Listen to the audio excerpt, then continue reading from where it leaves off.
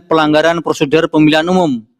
Dalil mengenai siaran pers aku berkaitan dengan siaran pers yang disampaikan oleh Bawaslu.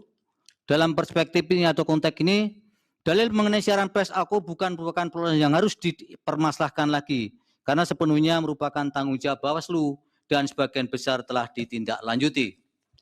Berdasarkan uraian pertimbangan hukum, menurut Mahkamah, dalil-dalil pemohon mengenai adanya pelanggaran prosedur pemilu adalah tidak beralasan menurut hukum untuk seluruhnya.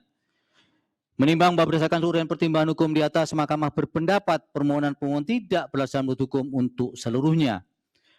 Menimbang bahwa terhadap dalil-dalil lain serta hal-hal lain tidak dipertimbangkan lebih lanjut karena dinilai tidak terdapat relevansinya.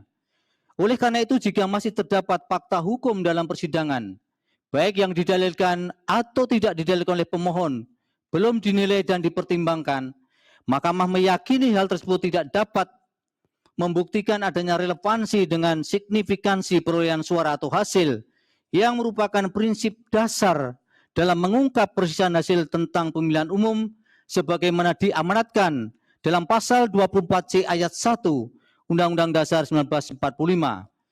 Dengan demikian, putusan yang dijatuhkan Mahkamah aku adalah putusan yang dipandang telah tepat berdasarkan bukti-bukti dan fakta hukum dalam persidangan dan telah memenuhi prinsip-prinsip hukum dan keadilan sebagaimana dimaksud dalam pasal 24 ayat 1 Undang-Undang Dasar 1945. Konklusi, berdasarkan penilaian atas fakta dan hukum sebagaimana diuraikan di atas, Mahkamah berkesimpulan, eksepsi termohon dan eksepsi pihak terkait berkenaan dengan kewenangan adalah tidak beralasan menurut hukum.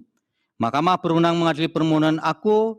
Permohonan diajukan masih dalam tenggang waktu yang ditentukan oleh peraturan perundang-undangan. Pemohon memiliki kedudukan hukum untuk mengajukan permohonan aku. Eksepsi termohon dan eksepsi pihak terkait berkenaan dengan pokok permohonan adalah tidak beralasan menurut hukum. Permohonan pemohon tidak beralasan menurut hukum untuk seluruhnya.